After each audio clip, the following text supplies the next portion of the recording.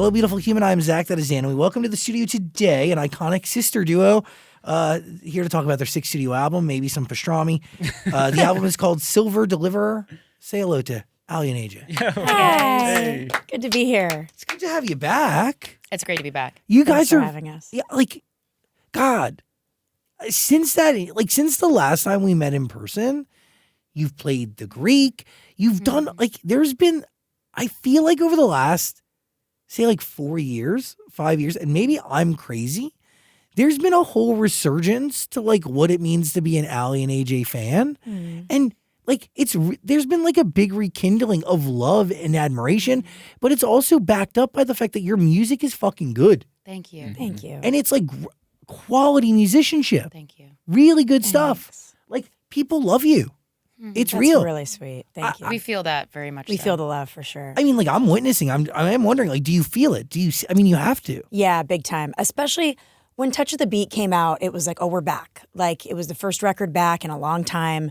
I feel like we were on a roll with the songwriting. I feel like now that we're at, album 3, since that kind of comeback, we are like fully in our groove. A 6 overall, which is crazy. 6 overall, it's yeah. nuts. But do you see the last 3 as its own? Like, how do you look at that in relation to the larger scope of Aly and AJ music? Yeah, I think there's kind of like 2 chapters. Yeah. It's like the beginning chapter when we were children, and now this kind of adult chapter as women, coming back to music after taking that break for, almost 10 years. It is wild though, the growth, like you said, like the Greek and like everything that's been done kind of since we last saw you. It is really exciting and cool, and we don't take any of it for granted because we're independent artists. Like all this is being done really grassroots. I mean, we have an amazing team, but it's small. Yeah, but I was just gonna say, like, the team is your people, right? Like, exactly. quite literally your family. Literally, And the feat of that for an independent artist alone, you should be so fucking proud. That's Thanks. incredible. But also, is there any pressure that's come along with this as you because you're like in some cases more of a business owner than you are an artist, right? Yeah, sure. So does the balance shift at all as time goes on, or? I mean, we It's laugh equal because parts. it's equal I mean- parts, but I think, we see each other a lot, even though we don't live down the street from each other like we used to. So a lot of our conversations obviously are about business. And sometimes we're just kind of like, let's turn off and not talk business because there's so much to sometimes catch up on, get on the same page with. Yeah. Okay, we signed off on that. We approved that. Oh, we got to shoot this little thing, So it very much is a business, but it still feels really fun. Like it doesn't feel like it's just work 24/7. And I think the making the album and the touring the album, those 2 things in itself are like the fun part. It's kind of the in-between that's the work. Yeah. If that makes sense. Yeah, I agree. Does any of it get easier or more second nature? I kind of think it gets harder. Yeah, I think in certain ways. I think now that I'm a mom, it's a little harder. I'm kind of like, oh, But not in a how not do we harder shoot in a these bad 3 way. TikToks? Like, hold on, can you hold him for a second? Your baby's here. He's here, literally. Yeah, You got to meet him. I love we'll that. bring So him in special. when we're done. Yeah, I think it does a little bit, and I think it's all the like.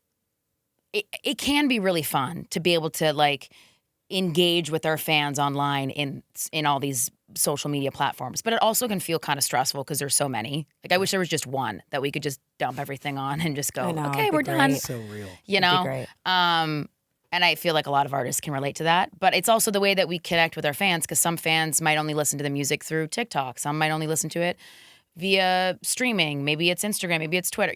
So you're trying to hit all of these places, and you're kind of like, whoa, this is nuts. But the bigger the band gets, the more there is to manage. So that's Yeah. why I feel like it gets harder. But we do have a really great team, thank God. I mean, it's a small army, but it's mighty. So, but in a way, it's gotten harder. But I also feel like easier in the sense that the creative flow has really become and that just- we've been. I think we know what the band is after and who our audience is more than ever before. So I don't think there's any confusion on, what do we wear? What is the single? How does the album visuals look? What does the merch look like? Like all That's all that is very very clear. like, we got it. But you really do. I've also seem to focus in on your sonics where things don't sound ever the same, but it sounds cut from the same cloth, Oh, that's cool. That's really great. Yeah, that's always the goal, is that everything feels very cohesive and like you hear it and you're like, I'm listening to Aly and AJ, Yeah. but Totally. it feels like a different experience That's than very the last one. airy, Laurel Canyon, very, Yeah. breezy, very nostalgic, but also present. And you touch on a lot of like, really, really great themes. Maturing, motherhood, loss, self-actualization.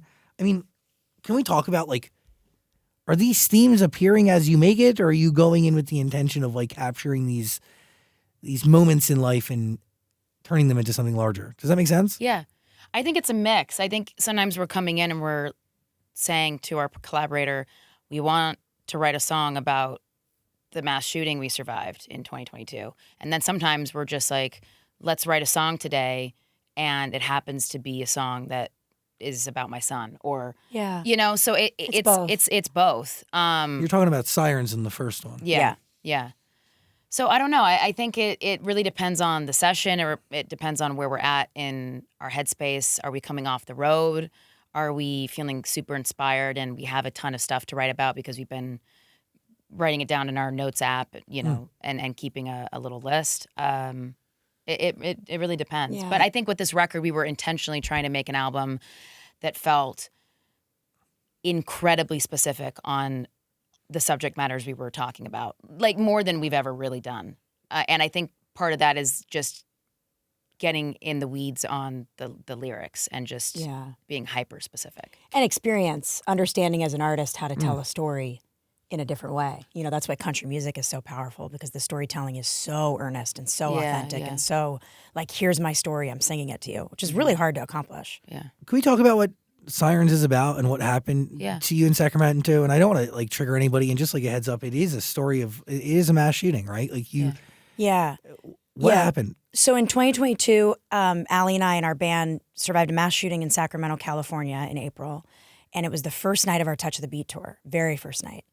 So our crew wasn't super used to the loadout timing because we just hadn't been doing it. No one was on a roll at that point. It was night one. So loadout can take a really long time after a show. And it happened to take longer than usual. And at 2 a.m. we heard gunfire in the bus. We were in the bus at the time. And we all got down on the floor, sheltered in place for as long as we could until we heard, you know, the gunshot subside. And 6 people died on the street that night. I mean, it was insane. We toured the rest of the tour with bullet holes in our back trailer holding our gear as well as our bus. So the reminder of that every night as we're playing was really, really intense. But in that moment, we made a pact with each other that we would really use our music as a way to kind of serve our fans beyond just the music, but let them know this is something that really matters to Aly and I, and how do we get behind this on a bigger level. So every night on stage, we talk about it. We've done a lot of work now with March for Our Lives, Sandy Hook Promise, Everytown, March 4th, just trying to advocate for gun reform, whether that's safe storage, banning assault weapons. There's many things that we've now touched on the road. And it was just really important to us that we wrote a song that, you know, very much told the story of that night, but also told the story of the future and how we want to see change. Why was now the right time to write a record about what happened to you? Because you released a whole album in between. Yeah.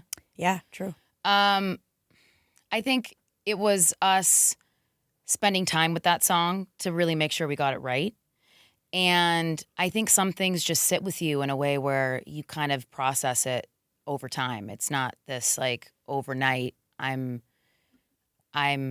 healed from this traumatic experience. And I think for us, it took the right amount of time to kind of process it with each other, with our band, with our crew, with my husband, who was also there, my dog. I mean, you know, he was fine, thankfully. But poor thing, he's processed it his he's own probably way. processed in his own way. He's like, what the? But it was just one of those things where, it just felt right to speak about this subject matter on this record because we were being so personal, because we were talking about so many specific events that were going on in our life.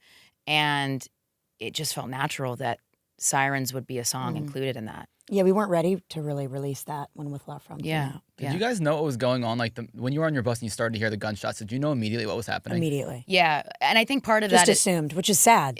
is we grew up around guns. You know, we went to shooting ranges as kids. We knew gun safety really well because our parents, shot. So now I look at it with a different perspective. We're really kind of just not going to go to a shooting range and even just partake in that for even just like an activity. But I think because of knowing, what that sound was, it was immediately clear that it was gunfire.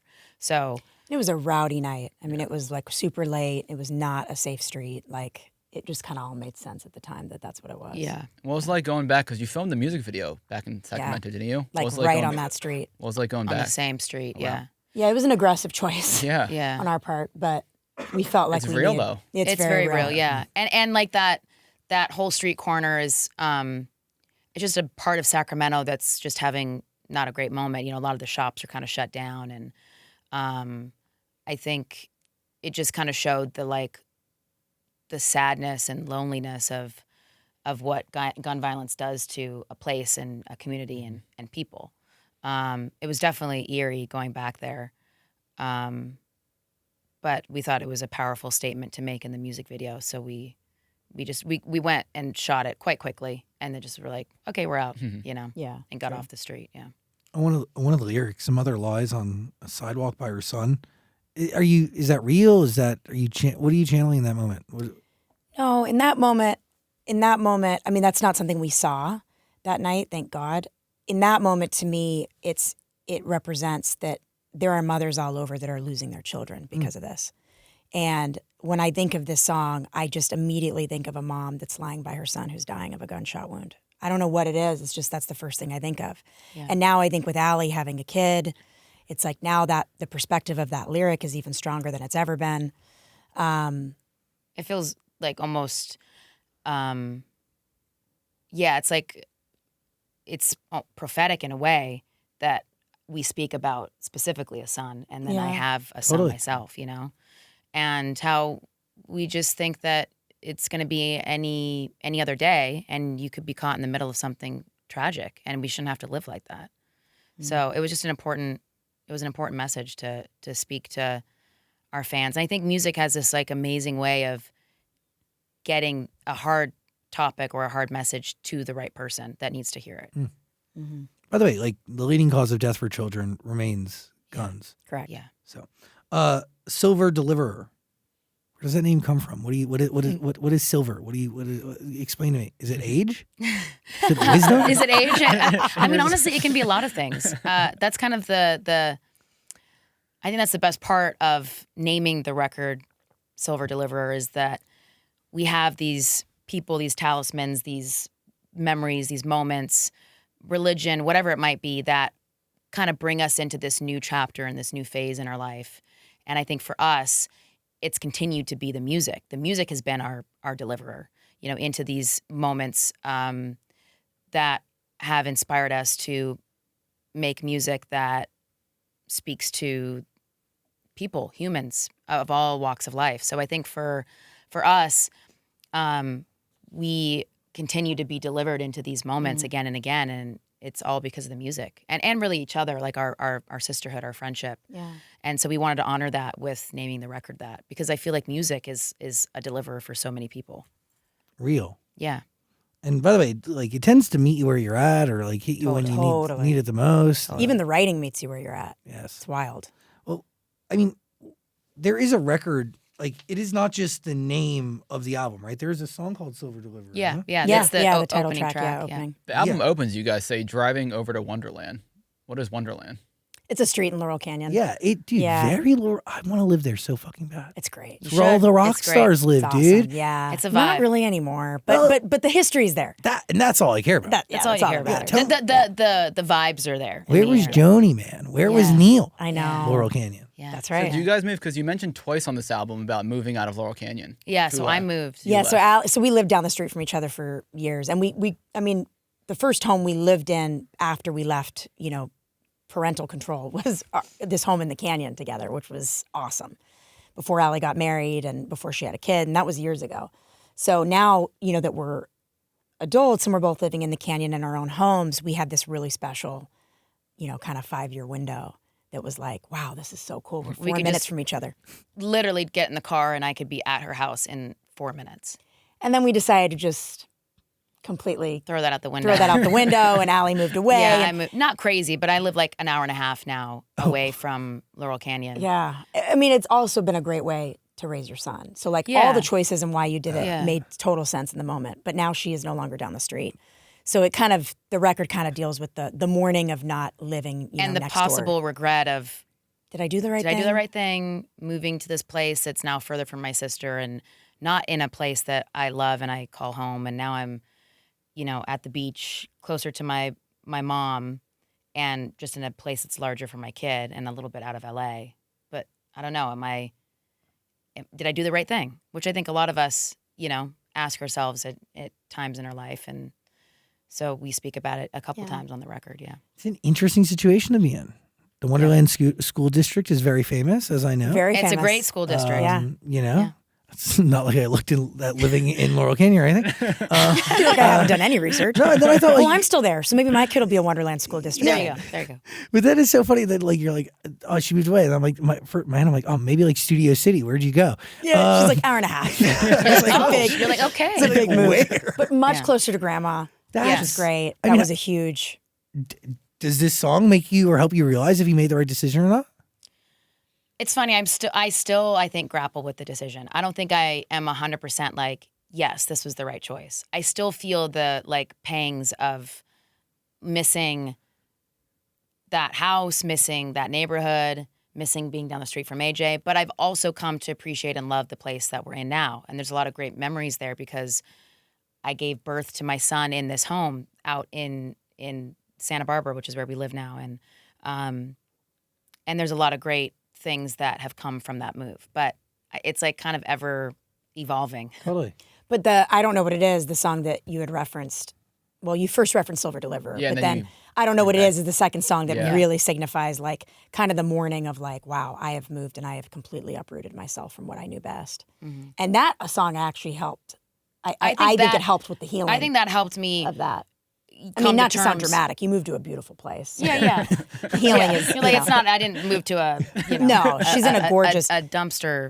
But fire, it is but it is a mourning when you leave someone like me who like we're literally yin and yang. Yeah, fully. And How dare you? the house for whatever reason like wasn't giving me the energy I was really wanting. I wasn't like, yes, this is my place, this is my home, I want to nest here. I was also pretty pregnant at this point, so your hormones are kind of all over the place, and I was just like, I need this to be fixed, and this isn't right, and this feels wrong. And my husband's like, oh, okay, how can we make this better?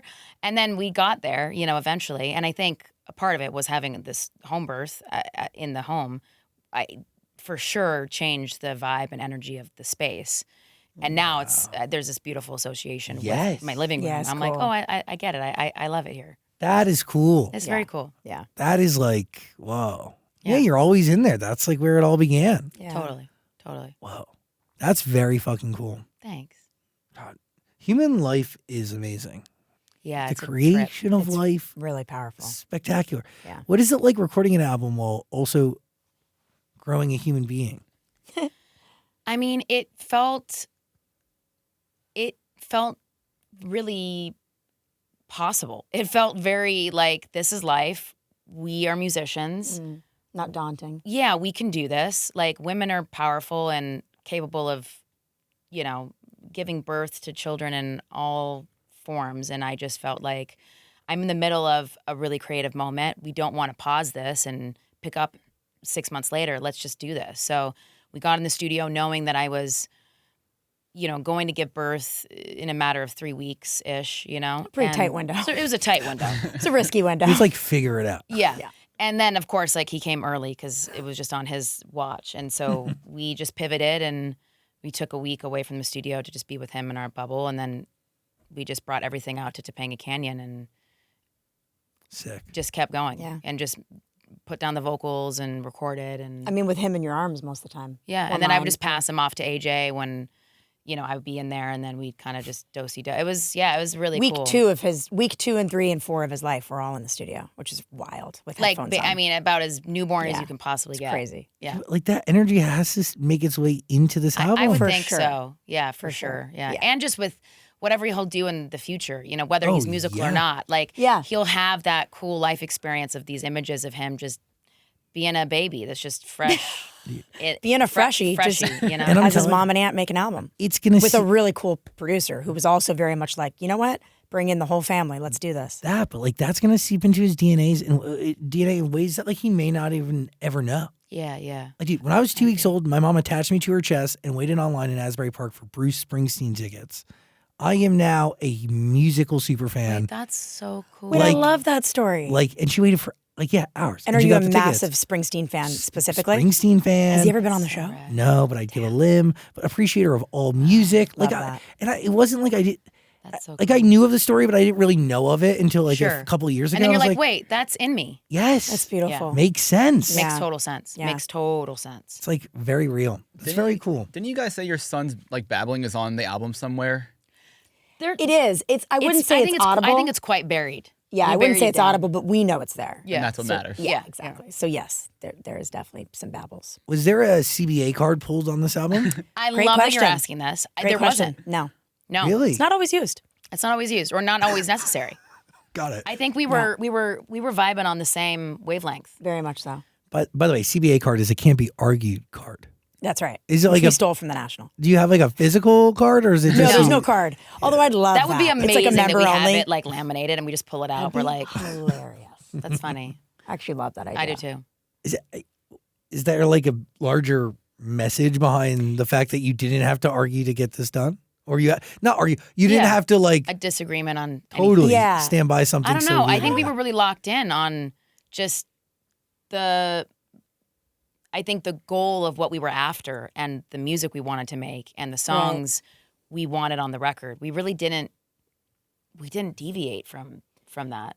At all. No. And well, keep in mind that the can't be argued thing. So Aly and I, you know, as a band, as a duo, we have to agree on every decision. And there will be moments where there's a split and one of us really believes in it, and that's when we'll use it. But just because we haven't used it in the writing or production process doesn't mean we won't use it on tour. Like we're still in an album That's true. cycle. That's true. So we got a lot of time ahead of us. Like I might be like, you know, we're playing this song on the road, and Right. Ally's like, no, and I'll use the card, and she has to go with it. That's So true. we should That's true. laminate. Please, We should laminate. Let's get the laminator out and ready. please also report back. We Yeah. will. Can we talk about Michael? Yeah. Who is Michael? Michael, we love him so much. He was a dear friend. Oh my gosh. He was part of our team. He was our business manager for 18 years and longest running team member since we were kids. I mean, he was like family. He passed when we were on the road playing a show in Toronto. He had cancer. And Aly and I remembered so clearly the last dinner we had with him prior to that tour. It was during Christmas. Which was only, it was a few months before. A few months before we actually heard of his passing. And that dinner was just so, we knew he wasn't doing well, but we were so locked in, like, because we know Michael, we knew he was kind of avoiding wanting to really talk about his recovery and how he was actually doing. But we knew it wasn't great. We I think knew. after we left the dinner, we were kind of like, that wasn't, like, his spirit and his personality was Still like there. it always was. But he was very sick. But he was pretty sick at that point. We could tell something wasn't quite right. And I think we were concerned. And then, of course, we went on the road, and AJ was the one that woke me up in the bunk. Said I got a text message from his assistant and saying that, Michael passed. It was either was it that morning or I think it was the night. the night before? The night of the Yeah, show. night of the show, Yeah. yeah. And so Aly and I just decided, like, let's sit with this. We couldn't make it to the funeral because we were on the road, so our parents went. And in that moment, we weren't like, let's write a song about it. But then when we got home from the With Love From tour, we were like, gosh, there's still so much living in us with, like, not being able to really, I mean, we did get to say goodbye in a sense, but we were like, it'd be so cool to just honor him for all the work he gave to our band. You know what I mean? It's like, how can we do this? Not that he'd ever expect it, but just something that could be kind of a timestamp of, like, what Michael did for us. And so we decided, also knowing how close we are to his wife and his daughter, that we would just get in the studio with our band and see what comes out. And the band was there, obviously, the night that he had passed, or that day, and we're backstage, and we're all really just About to go on. sad, Yeah. and we're about to go on, and we're kind of talking about our feelings. And I mean, It was actually that. It wasn't in the bunk. It was right before we went on stage. yeah. And I think for us, it was one of those things where we were able to write about a subject that our band had witnessed, the kind of that sadness. So when we got in the studio and we wrote the song with them, they really understood where that like pain was coming from because they had been there and they saw us crying backstage. So I think the song is really special and just shows our deep love for him. A really interesting thing about the song is that I'm not sure if he must have repped Taking Back Sunday. Yeah. And on their last record, they had like a tribute to him. Which is They so did it too. weird. And that's just, I guess it just shows you how incredible of a human he is, that two bands wanted to, honor him in this way. But his is like a voicemail that they start at the beginning of a song of him leaving a voicemail for his daughter, Sydney, who we reference in Michael. Oh. Yeah. Like, by the way, like such a vital part of how you operate as human beings, but also as a group. Like, nobody thinks about like the job of a business manager because it is somewhat thankless to a certain degree. Totally. Kind of. That's a really good point. And it's like a hard job because you're the person that's like, don't spend the money or like stop doing that, And Michael had a really great way of talking to us in a very kind of father-like way. He was this great, just this great presence that instilled a lot of confidence in us to financially invest in ourselves and in the band. Yeah. And obviously he'd seen the band, in its moments of success and kind of just saying we're going to take a break and we're going to focus on acting. So he'd seen all of it because he was our business manager across the board. Dude, numbers tell every story. Yeah. Exactly. So he's seeing it from a very honest perspective. And to be honest, he was a huge reason. I mean, it was a group of people, but he was a big reason why we felt confident to come back to music after a long break. But I get that because he literally is seeing you in every season of life and the numbers tell that story. So for a guy like that, like for him to say like, take this money that he understands the importance of it, put it into yourself. Yes. Which is like that's a huge gamble. Huge gamble. But you would have never played the Greek. No, totally. That's absolutely right. And now the gambling has been going on since 2017. And I mean, truly. And what's crazy is I think at the point when he passed, did he know that the Greek was happening as a show? Yeah, he did. He did, but he never, that's right, he did. Yeah. But he never got to see that show, which I'm always like, man, Michael would have just been shook. It was the end of that tour. By seeing us reach such an amazing moment as a band, our biggest show, and a venue that we've seen so many of our favorite bands at. So, but we laugh because we also know his sense of humor so well, and he would be like, "This is insane that you guys wrote a song about me and put it on your record." Oh, totally. He's like, very why would you waste a track? Kind of dry, He would just be like, "Why would you?" Yeah, but it's funny. Laughing. But it is a beautiful song about grief and loss. Yeah, it's real. It's my favorite song on the album, I think. What was it like showing it to his family? Pretty powerful. I mean, we're really close to his wife and his daughter, and we shared it. And I feel like we're like closer now to them post his passing. Yeah. I mean, we obviously knew them in shows and just knowing obviously that they're such a huge part of his life. But I think after his passing, we've really connected even on a deeper level, which is so cool. And his daughter is younger than us by, I think she's in her mid-20s now. Yeah. But we sent it to them and we sent it to them at the early stages, every like when phase. it was a demo. Yeah. I mean, we sent it when it was a demo. We sent it when it was just a rough mix. We sent it when it was mixed and mastered. Like they definitely have, I think, like three versions and it was, of it. I think, really touching. They to were them. really blessed. They've by it. like sent us just some really beautiful text messages and posts about how much it means, and that they kind of don't have the words to describe what it means to them. And I feel the same. I'm like, we don't really have the words. These are the best words we have is the song. Yeah. We always think there's a next time. It's very honest and real. Also hard to write because like with that comes like something you have to grapple with. Yeah, True. totally. You never know when it's going to be the last time you see someone. Can we talk about labels for a second? Sure. Like, Sure. is that like, okay, when I say that, like, do you hate that or? No, I not mean, at all. for the most part, You can be honest. they suck. But yeah, let's talk. Yeah. The majors. I think they just want like. It's just whatever's fresh and young. I think it's whatever's fresh and hip. young and something that they can capitalize on that is like very obvious, if that makes sense. And I think Yeah, they don't do A&R anymore. It's all Totally. They don't do data-driven A&R. shit. But that's a great point. That's the Yeah, problem. no. Nobody gives any artist room to breathe or grow. Yeah. And what you're seeing now more than ever is people actually re-signing artists who have been dropped or parted ways because of Yeah. the belief that like, okay, they didn't have one that go around, but maybe the chances are they know themselves more as an artist. Yeah, yeah. That's where you're seeing new artists emerge. Totally. People who have Yes. had like You're like, long, but they're not a new artist. It's like they've been doing this for a while. yes, Yeah. like they've a lot of cases jump from one major to another. Yeah. True. Or you're seeing data-driven signings. Yeah. Data-driven, purely data-driven. 100%. That's why with- there's no room for A&R anymore because it's really up to the artist to reach a certain point before a label's even remotely Yeah. So interested. then you're kind of, it's on you to So- carry the burden of Oh, promoting yourself. by the way, 100% of the time, heard of a lot even of- after you're signed, the Yeah. burden is still on you to promote yes, yourself. yeah. I've heard a lot of acts say like all that mattered was what I was doing on TikTok, way more than the records I was making. Yes, and the only Which is time sad. I'll say A&R like exists a little bit, so like nobody's developing a new artist really.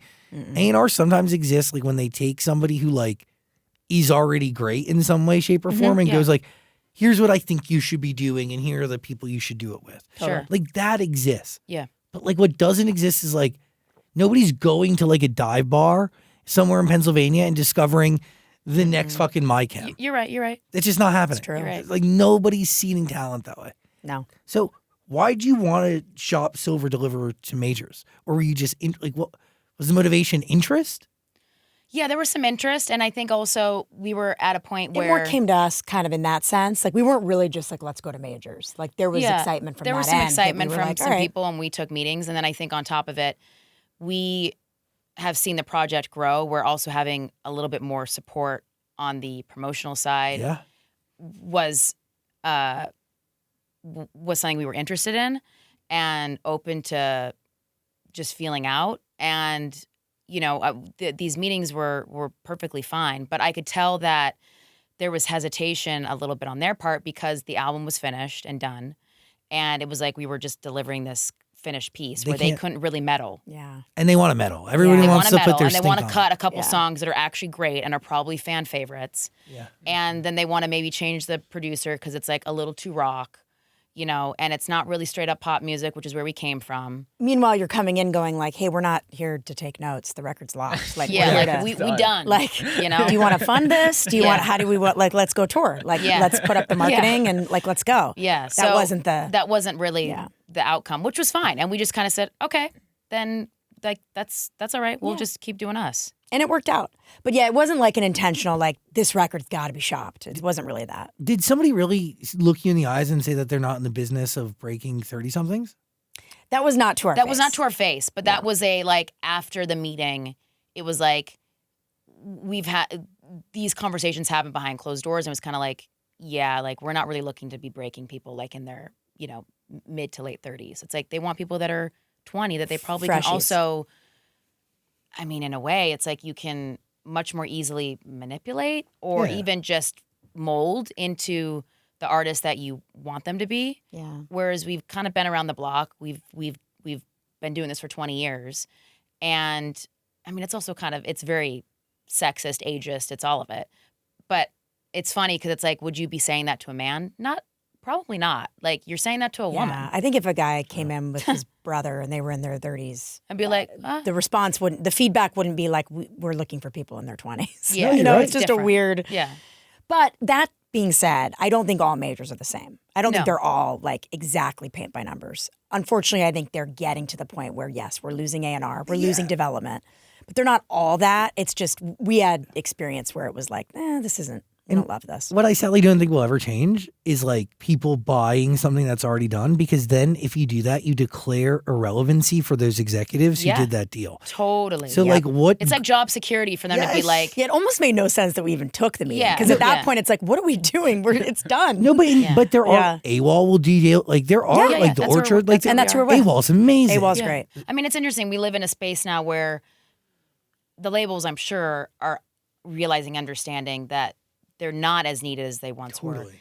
The thing that is, I think, still kind of their calling card is the fact that they have these other artists that they can leverage, and they have the promotional money that they can push behind artists, which really can be helpful and marketing relationships yeah. and relationships with DSP and Totally, but it's weird. Like, then it's also like everything kind of starts at this. Like, okay, so they put money into influencer campaigns. Sick to seed a record, but like almost anybody could really do that. Totally. Yeah. And like the like a hit record is like a tennis ball underwater. Like it's going to rise to the top no matter what, and the merit of that record is going to remain the same no matter how you seed it. Yeah. And I can also make the case too that like the DSP process is very, yes, like there's personal relationships involved, but it's not like radio.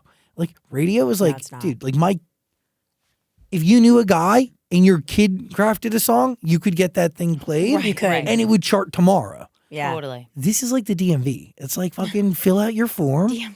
Tell me what you're Wait in selling line. and wait in line. And we'll call maybe- your name. Yeah. Maybe we'll bring you in for a listening session. Maybe we fucking won't. Maybe you'll get your playlist. Look on fucking Thursday at 9:00. Yep. You know, So true. It's like, it's And these are tastemakers. It's really cool. These editors are actually like really good at what they do and passionate about the music. but it's a very different system. Let's talk about what it feels like. Yeah, I think it's very much about, embracing who we are becoming and who we are currently. I think it's hard too when you've grown up in this industry and you've kind of been able to watch your growth in real time, whether it's reflected back on TV, a movie, a show, a tour, a photo shoot, whatever. And you're like now going like, okay, I'm 34. It's like my skin has changed, my body's changed. Am I okay with this? I want to be okay with this and I want to act like I am, but I'm not. How do I write a song about like hopefully meeting myself at the song and being like, okay, now I can refer to these lyrics and go like, AJ, remember what you told yourself. Be good to yourself. Like it's okay to look different, to be a little different. Like we've hit a different part of our life in terms of growth and where we're at as females. So And it's not always embraced in our industry in a way that it really should be. And so I think, I think it's a reminder for ourselves to live by that message, but also for the fans. I think it's an important, song for people to hear and be like, yeah, I'm feeling that right now. I'm feeling the struggle. And ultimately, it is like a positive anthem in the sense that it's like, I want to know what it feels like to be totally okay with where I'm at right now. And you don't always reach that or meet that. I don't feel like we've like checked every box on that, but I think the song has actually helped me. Also, it does bring mutual understanding because larger point is like people aren't writing about that really, Yeah. But people are feeling that. Yeah, There's a ginormous community of human beings that like need that understanding. totally. Was the initial spark really you just in the mirror? No, I wouldn't say it was me in the mirror. I think actually, well, what's really interesting is this song came from more loss. Someone in my life who was a mentor, who passed at 92, who I worked on a TV show with when I was 10, who I learned a ton from. I mean, basically my acting coach. He had passed that year, and I was really, really sad about it. And there were a lot of people that at the time were hitting the news that were people that we really looked up to, that were kind of like Goliaths in the industry. Yeah. And I remember being like, wow, I'm wasting so much time worried that I'm aging or whatever it is, maybe not that word, but whatever, that I'm not really enjoying the moment I'm in now. And look at how I view these people who are now no longer with me, who I'll always know, like that person was incredible and I'll remember them for their talent and their kindness.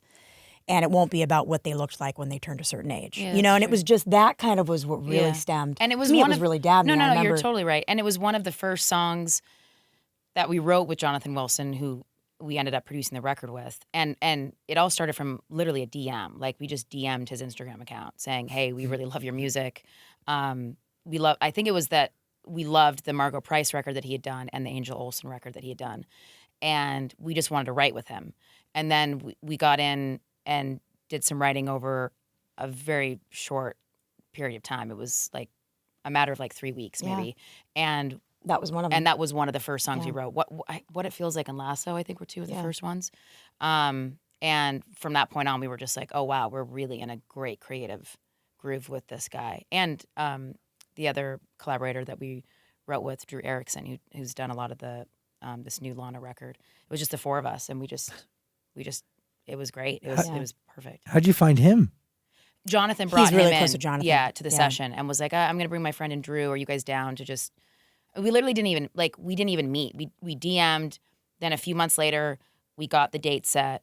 We just met Jonathan at a studio in Topanga with Drew. Wrote like, was like, hey, nice to meet you, and wrote like seven whatever songs it was. Yeah, in 6 7 songs. days. Whoa. I mean, it doesn't really matter the count. I don't even know if it was no. I think it was longer.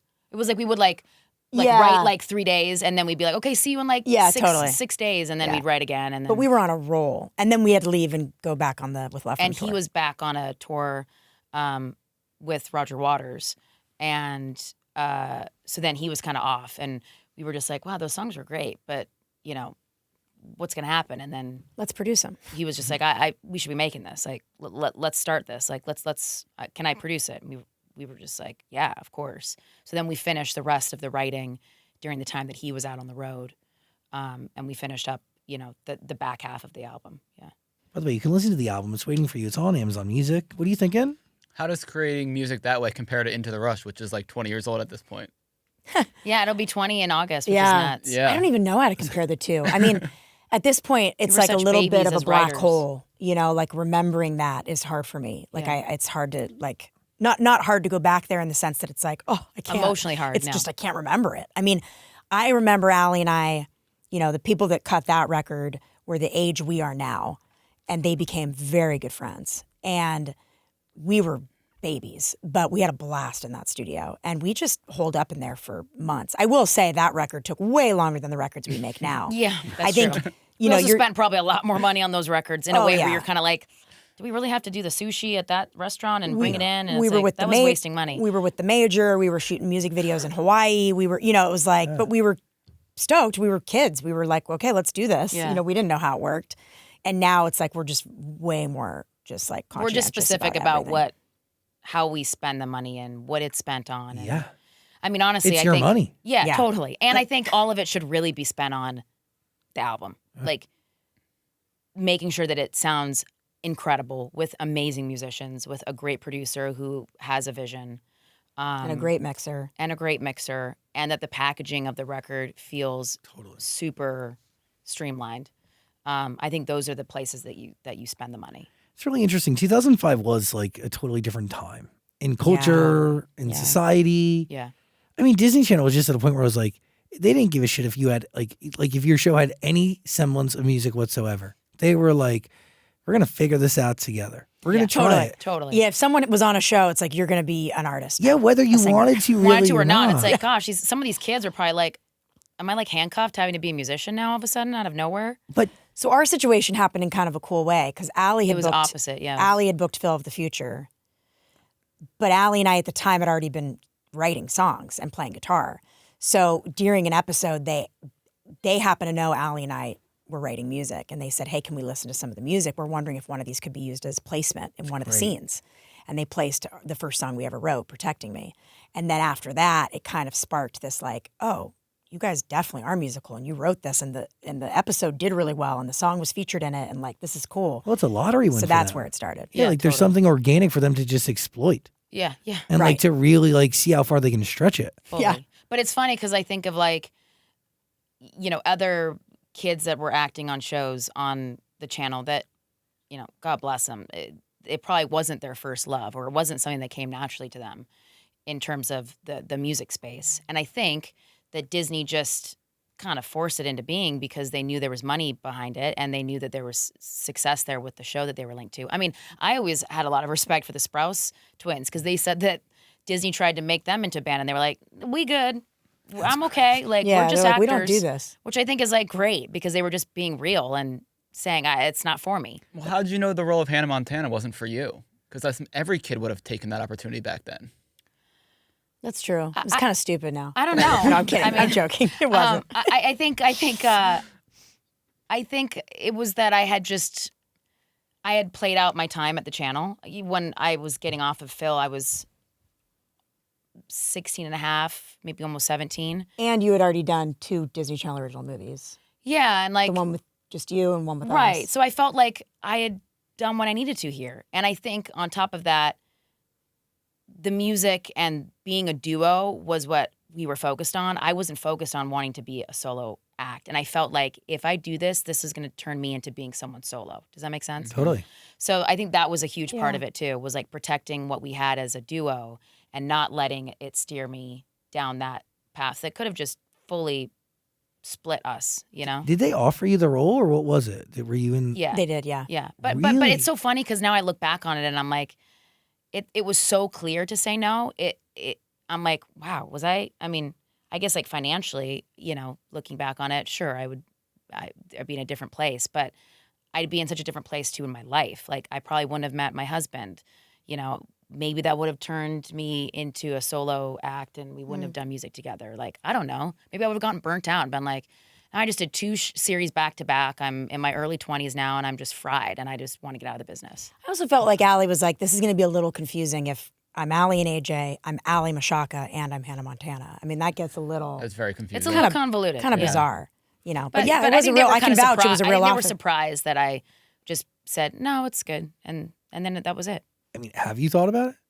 No, it does. It's never like something that like haunts me by any means, which is good. It was supposed to be Miley. Yeah. Yeah, it's so, I mean, she, looking back, it's like, that is her. No, Yeah, like like, that should be her. Totally. Like, yes. And it is also wild, like, that, like, Disney didn't diversify their assets, right? Like, this idea that they have a duo on one hand and they're just trying to, like, again, at this time, like, cultivate as many potential artists as humanly possible. Totally. Yeah. But Hollywood did, like, because you were signed to Hollywood after Phil and after those 2 decoms, right? Yeah. So, or I guess we got Right after Phil. I booked Phil originally just on my own, not them, you know, knowing anything about the music. And then the album deal happened maybe on like year 2 of me going into Season Phil. 2. Yeah, that makes sense. I think is when that happened. And then we made the record and then did the decoms. And by the time those decoms were out, the album was out. Yeah. So yeah, it's just, it wasn't actually even that long of a window when you really think about it. It was a few years and it like flew by. Where's the sister from Phil of the Future? Where's Amy? she? Yeah. She's a really good friend. She's a great friend. Yeah, we Amy love and her. Raviv, I'm still she's really close a with. attorney. Yeah. What? Yeah. Not in the business, living her life. She's got great personal style. Great style. And yeah, she's awesome. Funny as hell. And we had a really great like reconnection during COVID.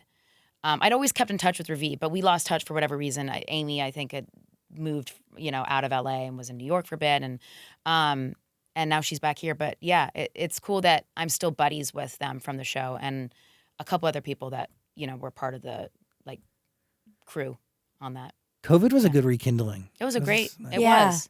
It was a Yeah. great rekindling. There were some friendship breakups and makeups. that were Totally. really, you know? Oh yeah, that's so real. And in real other relationships too. Like, Oh Yeah, yeah, true. It was like you either True. you either broke up you or either you broke made up or you completely like Married. sustained and married. Right. And yeah, totally. It was either like you never talk to this person again. Yes. Or- you, No in between. or in that moment you It's think you're gonna be with each other for life. Yeah. Yes. Yeah. What about Aly and AJ's sister act on MTV? Oh my gosh. Oh man. Was that So like that was supposed It was to be too a wholesome. reality show. It was honestly too wholesome. Like we were not like giving enough like reality energy. energy. They put it out as a special, but that was supposed to be a full-on series. And I And they think we were just- just too nice. they and were like, this is not. sweet They looked and at like wholesome. 6 months of tape and they're like, Yeah, Yeah, these They're girls like, are- We got nothing. they're it's like, giving like a 42-minute special. yeah, no, literally. And we were like, we were. I don't think we were actually that bummed. I think we were kind of like over them telling us Our like, parents were in it, guys. Yeah, it those, was- those people, God bless them, should not be on TV. I watched an episode No, they this shouldn't. morning. it's did? unhinged. Yeah. I think one of you guys says a 3-course meal should always start with a Big Mac. I mean, that's insane. That's that quote Mental. right there. That's That's why wild. it didn't get picked Yeah, up. that's why it didn't get picked up. On top of like, you know, it's a reality show. Everybody. It's like me losing my life, like not getting my permit. Like it was just so sweet and cute. Yeah, it that wasn't. was just, and it didn't wasn't fit. what they were doing at the time. it wasn't us like sneaking out to do drugs and like, you know, dating like a bad boy, and it wasn't like what MTV probably really wanted from us. Yes. You know what I mean? Yes. And then I think on top of that, we were probably kind of happy that it didn't happen because we didn't want to be told to walk into a room another 3 times to get it. You Yeah. know, because that reality is not It's just weird. one take. Sometimes they're like, "Hey, can you do that again?" and kind of say that. And then you Aly know? and I are like, but this We're like, isn't a I don't want to scene. do that. Like, you didn't get the shot. Like, sorry, I want to go off my day. You know. Totally. Yeah, it wasn't. So it was funny. I mean, it's funny now looking back on because we're such babies in that. But yeah, another time, yeah. another era, man. Cool thing to have under your belt, you know? Yeah, kind of funny. Yeah. It's funny. I didn't even really know that existed until right now. I'm being honest with you. Oh yeah, you can watch it. Dan will send it to you. Dan will send it to Yeah, you. please. I got It the really first- should have been a Disney Channel reality show. Yeah, not MTV. Actually, that's That might interesting. have- That's a it good was just point. the It could have wrong- been more clean and just wholesome, and us going to the see, studio we with had a done an- bodyguard driving us because we didn't drive yet. You know, like we stuff had like done that. an MTV movie together, so they were very much on like the we want to work with you guys. Let's do this. That's how that spawned. You're right, And then you're right. and then they were like, never mind. It could have been like a Disney Channel interstitial, like a 365 energy. That would have been Oh, cute right, for right, commercials. right. Yeah, Sure. like Yeah. super source. I don't know. Can we do a little Y2K fashion quickfire? Sure, sure. Our producer can put it together. She's very interested. Your thoughts? Okay, okay. Low-rise jeans, bring it back or ban forever? No, ban. Ban. Yeah. I mean, the insanely low rise, like where it's just like, Crack? yeah, that no, we can't do that. Like a little low rise, A I'm down. mid rise is fine. Yeah. Okay. Yeah, but that's why it's a mid rise. Yeah. Yeah. Von Dutch trucker caps. Bring it Absolutely back. not. Ban forever. Ban no, forever. ban forever. Interesting as they're in the process of making a comeback. I Carlos, shouldn't. Sorry. Carlos, you have two? Just ruin that branding deal. No, Never working with them. Although I do like the Von Dutch song by Charlie XCX. I like It's that a great song. Yeah. Okay, layered tank tops, ban forever or bring back? I don't really mind that. It doesn't bother me. Kind of cute. It's cute. I don't yeah. understand the point of it. Yeah. Yeah, because It's not for warmth. at the end of the day, you're still exposed. Yeah. Yeah, totally. it's not really a layer, but it's cute because you could have one that's a little different color underneath. Yeah, you know, I'm fine with that. Adds a little two-tone. Okay. You know what I used to do? I used to wear like 2 Abercrombie and Fitch polos. Oh, yeah. Yeah, that was Sick, sick. bro. That was Wait, really 2? cool. Yeah, I dude. want to be a little smaller. Dude, yes. You And switch then the you roll colors up. and layer. You gotta roll up the That's sleeves. funny. I saw people do that. Yeah. That's yeah. great. I'm one of them.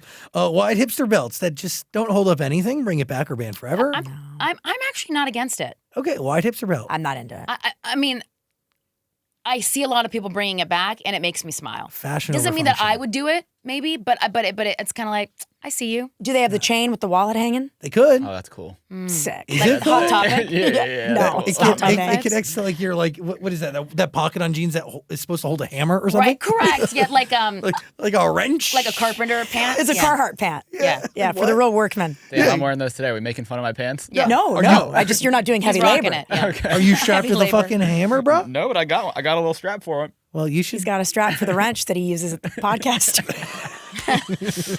We're just giving you shit. I wear Carhartts. I love them. Skirts over pants. Should we bring it back or ban forever? That's a weird one. It's weird, but Am I there's being a too there's aggressive a, on these? No. AJ is being real anti. I don't love that. There's a lot of photos online of me wearing the skirt over pants, and Disney You're just loved trying to be it. gentle to your I younger loved self. it. I loved it. I was all about it. Yeah. I think skirts over pants with Uggs. That's a no. Got it. That's Okay, an so that's where you actual draw the no. line. That's where I draw the line. Yeah. I'm gonna go with no. Yeah. Glossy lips and frosty eyeshadow. Love. I like it. Love both. We're I into like it. it. Yeah, Got it. yeah. Got it. Yeah. Also, what but about don't glitter do it- on the cheeks? Oh, remember those? So remember that the cute. roll-ons? Yeah, so from like cute. Limited 2. And all the Yes. girls would have them Limited like... 2 is the Huge best. Limited 2 fans. By the way, fun fact, they sold some of our merch Whoa. back They in did, 2006 back in the or day. 7. Notebook, album, I think. Big fans. We Yeah. love them. Yeah, you probably got your face on some weird things back in the day. Oh, bizarre. Oh, for sure. They just branded you with- Toothbrushes. Yeah. Yeah, Yeah. random. Interesting things. Littlest Pet Shop. That was weird. oh, yeah. we had a thing with them, Whoa. yeah. Yeah, very Our random. face was For the cows? That would have been cute. That for would a have been little great. cowbell set. I don't think Yeah. it was, but they should have. And It was for a pet Guitar hospital. Hero, I want to say. Guitar, right? Guitar Yeah. Hero? Well, I mean, Some many. random stuff. Yeah. That's cool. It was that era, you know? Yeah. Chunky highlights and butterfly clips. Bring it back or ban forever. I don't like the chunky highlights. Yeah, but the butterfly clips is kind I'm of okay cute. with butterfly clips. I don't know what this is. What is a baguette bag? Oh, a Oh. baguette. Baguette Yeah, like bag? the little tiny little, like a little sling tiny bag that's mini. Yeah. I'm not a big mini purse person. Yeah, like I that. need it to be a crossbody or it's a large bag. Yeah, you need to like An actual function. bag shaped as a baguette, I think would be so cute. That A little bread Like bag. an actual bread bag. Hell yeah. I love. Now that I'm a mom, I can't have. There's no room for little bags. It's like big bag only. Yeah, like Yeah. you need a There's too much suitcase. stuff, you know. That's crazy. Baby tees with glitter slogans. Bring it back or ban forever. Bring it back. It's You were cute. rocking one the other day. I was. It said Said Aries. It Aries was on limited it. too. So obviously I'm not we're in kidding. it. Yeah. Vintage. Yeah. Actually, no, it was part No, of their new it was collection. new. Oh shit. Yeah.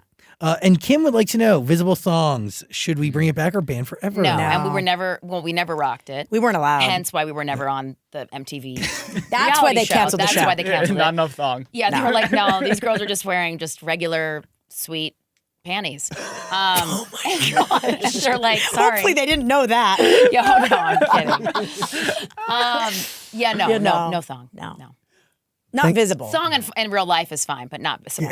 Thong privacy. Thong privacy. A privacy thong. Thank you for the clarity. Also, thanks for playing along. Yeah, You're of course. welcome. That was a cute game. Producer Kim is very happy. Okay, Thanks, good. Kim. I'm glad. Are you excited to show Jack like cowbells and things like that when he gets older? I think he will think Yeah. it's so weird and probably not care because he's a boy. Yeah. And I think we'll it'll be like, cute, though. But it'll be cute. And if he does get a kick out of it, amazing. It was like meant for that.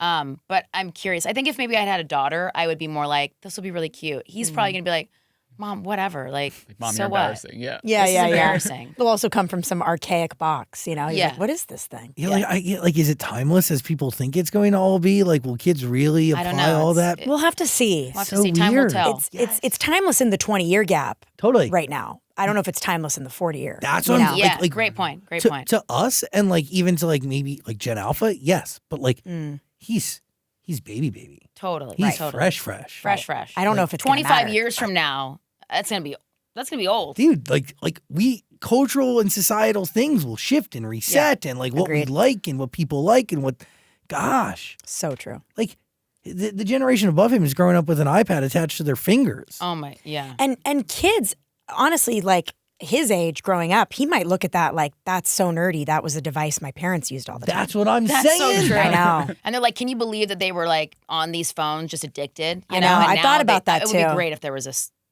the pendulum kind of swung Swings. back to like, Yeah. now having a Nokia dumb phone is like cool. They're trying to bring back the Razor. It's not working though. It's not. It's not. No. I want it to. We rocked that. Yeah. Yeah. I did too. I liked that. Loved it. Loved it. The And pink one? I loved a BlackBerry. Loved No, BlackBerry. honestly, BlackBerry was. I still mourn for it a bit. I agree. Yeah. I aspired to be a It's perfect. sidekick person at a certain Yep. point in my It wasn't life. us. I wasn't like old enough, and like all the people that like I thought was the coolest had one. yeah. It was just like too much. But then the BlackBerry just became an extension of who I was. Totally. totally. Dude, I used to have it in like a fucking thing that would attach to my belt loop. Oh, sick. So cool. Yeah, The like bro. Yeah. got it. Really cool. on your Carhartts. Fuck yeah. Easy access. A hammer Easy and wrench access. on one pocket and a BlackBerry Brilliant. on the other. You're ready for business. Like a man who knows how to work and get something done. Exactly. That's what I like to say. Like a little pager. Silver Deliverer is waiting for you on Amazon Music. You got to listen to it. Listen to it. It's a great album. Beautiful body of work. What are you thinking? I did have a question about Yeah. places to run. In the Rush music video, you guys are collecting sand, and you mentioned collecting sand or in that song. Is there any Oh connection my to gosh, that? what a cool. No connection actually. But not think of that. But I didn't think Okay. of that. You can tell them about the sand that it does represent. Yeah, the sand that it does represent, or dirt, I guess. It's kind of one and the same. Is from Santa Fe. It's from this like pilgrimage site that a lot of people visit because of its holy dirt that people come and collect. And I was going through a hard mental health moment when my husband happened to be traveling there to see a friend, and he brought me back this sand as just this kind of like talisman of healing that he thought I really needed. And it's sat in our home and on my shelf, and AJ has a little bit. And it's beautiful because I've just recently come back from Santa Fe. I visited for the first time, and I went to the actual place, and it had amazing vibes With Jack. with Jack. And I was just like, wow, I'm in such a different place in my life than when I really needed this sand initially. And now I'm coming back here not in this kind of crisis moment. And it was just a cool kind of 360 moment. But we talk about it, in Places to Run, about that just being something that I needed. But no connection to the Hawaiian sand from No Into the connection And the to Canadian And sand. the Canadian. Don't you love? You I like was the like, sand. it's unhinged. It's I knew you were going to mention this because I looked It's over like- and I it's was like like, Canada. he's going to mention Canadian Yeah, sand. Canada. You're We- collecting jars and it says Canada. I'm like, who goes to Canada for the We were sand? I don't know, Tofino. Yeah. I mean, there's It's true. beaches. You're right. You you're know, right. There are Tofino. beaches. there Tofino. are, but it was a weird choice to be like we're collecting sand from all different parts of the world and then And putting that them was in these also tin my boxes. writing on those I tin like boxes. it. So It was a cute idea. Yeah, it's. Go back to the End of the Rush music He's video. going to and show you'll you a see it. lot of Yeah, weird we- deep cut Because you might stuff. not remember. It's a pretty deep cut. But there's energy to that. Like think about it. Like Yeah. what sand is? It's particles and like the Right. finest matter that makes up that area and that like that region. Like It's true. there's It's something very true. there. I agree. 100%. And there's something. there's something healing about knowing something is from like the earth, the ground. Yes. It's like our that's our I don't know. That's our when Beginning. we go. Yeah, it's a beginning when we think of our ancestors. Working in soil and I don't know. It's definitely cool, and there is a through line for sure throughout the record in that. And Canadian sand is also very healing. Very healing. To end this conversation, though, I do want to bring in one of our very own Kelsey, who's also a dear fan of yours, because I just thought we'd end on a positive note. She just wants to. I believe you may have questions, right, Kelsey? Come on in. But I think she just really wants to just share compliments. Yeah, they were. I think that's really Me it, and Kelsey right? bond on sweet. 2 things: That's the so show Yellow sweet. Jackets and your albums. Wait, really? Wait, Yeah, what? we love your albums. Just those 2 things? sweet. Yellow Everything Jackets. else you're completely opposite. Nothing else honestly? in common. Yeah, it's like Yellow Like, yes. Jackets and Aly and AJ. Oh Yeah. my gosh. No, just giant fan. You guys are incredible. I think like A Touch of the Beat, first of all, is like one of the greatest albums in like probably the last 5 years. It's like my favorite of all time. We It went it and saw didn't the get reviewed concert by together. one person. We went to the Greeks What? together. It didn't get reviewed. Never got reviewed by anyone. What the fuck? I know. That's crazy.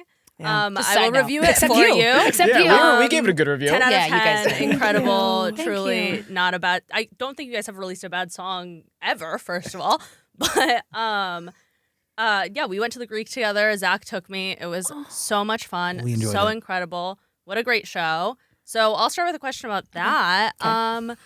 That show, that set list was like incredible. What do you take from that show to put into your tour that you guys just announced? It's a good question. I mean, I think a part of why that show felt so good and worked as a set was that we, at that point, had played quite a few shows leading up to the Greek, so we felt really comfy in just those songs. And then I think it was honoring some of the old music and being able to play that with this incredible Los Angeles crowd. But like, I don't know, mixing it up and like changing some of the songs a little bit and not letting them be completely what is on the record. I think that's why it's fun to come to an Aly and AJ show, and that it's like good vibes, I think it'll be fun this upcoming tour, which I'm excited for you guys to come to because we're also going to be playing some of the stuff from Into the Rush because of the 20-year anniversary. So it'll be very much like, not that we don't ever play those songs. We have played some of them and you guys saw them at the Greek, but there'll be more that kind of honors Than that, we usually that do, chapter. yeah. That's cool. Will you guys play them exactly how they were on the album, or you kind of make them match the vibe of today's music? I think it'll be it's updated a little. Yeah, we try to make it match sonically the set so that it feels a little more in line with what we're doing But some of the now. songs are like in a kind of stripped down Yeah. way, which I think is actually great because it also shows kind of the origin of where these songs started, which was just us in our bedroom playing them. So we're trying to find interesting ways of making Acoustic moments yeah, and- of having them be in an acoustic kind of setting. Yeah, Have any of those songs taken on new meaning to you? No one I feel like is Yeah. one of those songs that is just beautiful to see the reaction that it gets when we play it live because it's a song that the fans feel really connected to. And I think it's in part because it was a song that they listened to when they were very young and probably in a moment of not feeling secure in themselves or not feeling understood or maybe grappling with their sexuality or whatever it might be. And for whatever reason, that song spoke directly to them about continuing to just be themselves and be no one but them. And I think that's really touching for a lot of people. And it's a boomerang effect for us when we sing For it. sure. And then I would say, like, just as like more of a silly answer, I think knowing that we had written and released Potential Breakup Song without dealing with heartbreak at the time is kind of hilarious. And eventually we did. And I remember having my first heartbreak and remembering like, oh, you wrote a song about this. Mm-hmm. And did you There's- listen? I don't know if I did. I don't know about that. I don't know if I can go that far. Questions? Compliments, Kelsey? You're cheesing so hard. I'm actually like, yeah, of course. I've never seen you but- smile this wide. Well, Don't embarrass her. She's like, Sorry. here I am. embarrassing me, Zach. But no, okay. I think you guys have, like, speaking of old music, some of like the most underrated songs of all, like Joan of Arc on the Dance Floor, one of the most underrated pop songs of all time. It's incredible. Thanks. What's a song that you guys wish would get a little bit more love? Dan singing up his own answer. Good Damn.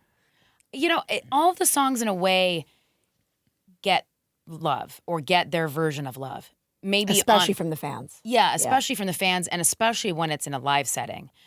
I'll notice, oh, wow, this song has like this amazing reaction that maybe doesn't have on streaming numbers or whatever it might be, you know, out in the world. But when we're playing it live, it's really connecting to people. And I think a song like Blue Dress is one of those. When we play it live, everyone's dead quiet and they're just listening and taking the song in. And I always am really appreciative of that. But maybe I would say Blue Dress. I think it's one of my favorite songs that we've written melodically. Yeah, I think I would say, not like this song hasn't gotten a lot of love and attention, but Pretty Places. I would really love to see that in like a movie or a TV show or an ad about travel. You know what I mean? Like it's just it's a really poignant song about travel and knowing that like at any point you can just get up and go from where you're at. It's just most of us are too scared to do so, myself included, you know? Yeah. So I think that song could really end up in a cool like film spot. I think it deserves that kind of attention. I would love that. And I'll say After Hours and Love You This Way. Oh, all cool. great choices. Cool. And in what way would you want to see those songs like loved on more? I just think they need to be bigger. Okay. They're fun, they're upbeat. Thank you. Cool. Thanks. Nobody Dan. asked me, but I wanted to participate. No, I love that. Thank you for your participation. You can listen to all those songs and Silver Deliver. It's all waiting for you on Amazon Music. Click the link below. Final thoughts? I think we covered a lot. Final thoughts? Come see us on the road. We'll be there. Oh, by the way, all of 100%. you guys are invited. Like that's easy. Please. You don't have to get tickets. Like just you Yeah. know. Did Bless Greek? you. Did you get tickets or were you hooked up? I don't remember, to be Okay. honest with you. Well, you You can should get always hooked just up get and you hooked up. can. Yeah, that's not. Were we? hard. I don't know. I remember us parking like normal people and walking Well, down that's a giant ridiculous. Like just regular old civilians. It's like You're like, no, I recall parking in an No. off lot. It was very layman. It was very layman. Yeah. I do remember, like, we did have a little bit of a walk. yeah. I'm not Well, saying. guess what? Maybe this time you don't have Golf to do cart. it. Yeah. Golf cart. This Yeah. time they're helicoptering you in. Yeah. Helicopter Yeah. pad dropped off. You're on the bus this time. Yeah, you're actually coming Okay, in you're with gonna us. roll up in the Yeah. bus. That'd be real. Yeah. Good parking spot would make all the difference. I'm Right. kidding. Amazing. No, thank you. Also, you should come see these people on tour. Yeah. Definitely. Tickets below. Link in the bio. Also, link to listen to all the music on Amazon Music. Really appreciate you guys always. Thanks for having us. Thanks, You guys are guys. so awesome. I'm curious Mutual. what your favorite song is from Silver Deliver. This doesn't have to be a part of the podcast. Michael. Michael. For you? Michael made you cry too, right? Yeah, I think Michael. Yeah, because I'm like dealing with the loss of my cousin. It was Oh, I'm incredible. sorry to hear that. Excellent. But Michael and Next to Nothing is amazing. Oh, wow. Cool. I'm going to go with Lasso, I think. Cool. Cool. Right on. I love it. We have taste here. Love You it. guys have serious taste. Bomb taste. Big Aly and AJ fans. Oh, Thank you. That's really We sweet. love coming in and we talking do. with you guys. We do. You guys are awesome. Appreciate you. Appreciate you. Real recognizes real. Thanks for taking That the is true. time. Listen to the album. Link below. Aly and AJ, everybody. Thanks, guys.